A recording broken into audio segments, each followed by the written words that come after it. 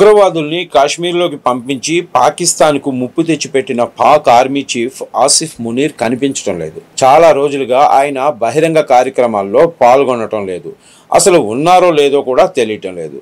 భారత్ దాడుల తర్వాత మునీర్ గురించే పాకిస్తాన్లో ఎక్కువగా చర్చ జరిగింది.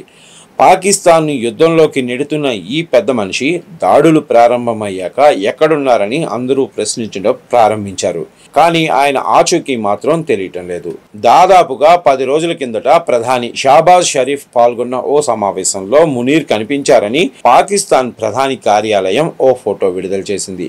అది నిజమే అనుకున్నా ఆయన అప్పటి నుంచి అడ్రస్ లేరు. ఆయన సురక్షిత ప్రాంతానికి తరలిపోయారన్న చర్చ జరుగుతుంది. అది దేశంలోనా విదేశంలోనా అన్న దానిపై స్పష్టత లేకుండా పోయింది. పాకిస్తాన్ ఆర్మీ అత్యంత గడ్డు పరిస్థితిని ఎదుర్కొంటుంది. బలూచిస్తాన్ లో రోజుకు 10 నుంచి 20 మంది సైనికుల్ని బలూచిస్తాన్ లిబరేషన్ ఆర్మీ ఊచకోత కోస్తోంది. ఆఫ్ఘనిస్తాన్ సరిహద్దుల్లోనూ ఉద్రిక్త పరిస్థితులు ఉన్నాయి. ఇప్పుడు కాశ్మీర్ వైపు నుంచి ముప్పు తెచ్చుకున్నారు. కనీసం బలూచిస్తాన్ లిబరేషన్ ఆర్మీని కూడా ఆపలేకపోతున్నారు. ఇక భారత్ ఆపడం అనేది దాదాపుగా అసాధ్యం. ఈ విషయంపై క్లారిటీ రావడంతో మునీర్ ఒత్తిడికి గురై కనిపించకుండా పోతున్నారని అంటున్నారు. భారత్పై ఉగ్రదాడులతోనే సమాధానం చెప్తామని ఆయన అండర్ గ్రౌండ్లో కుట్రలు చేస్తున్నారన్న అనుమానాలు వ్యక్తమవుతున్నాయి.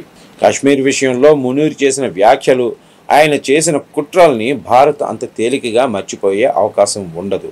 ఈ భయంతోనే ముందుగానే ఆయన కుటుంబాన్ని లండన్కు పంపించారు. తర్వాత ఆయన వారితో చేరారా, బంకర్లో దాక్కుని కుట్రలు చేస్తున్నారా అన్నది తేలాల్సి ఉంది.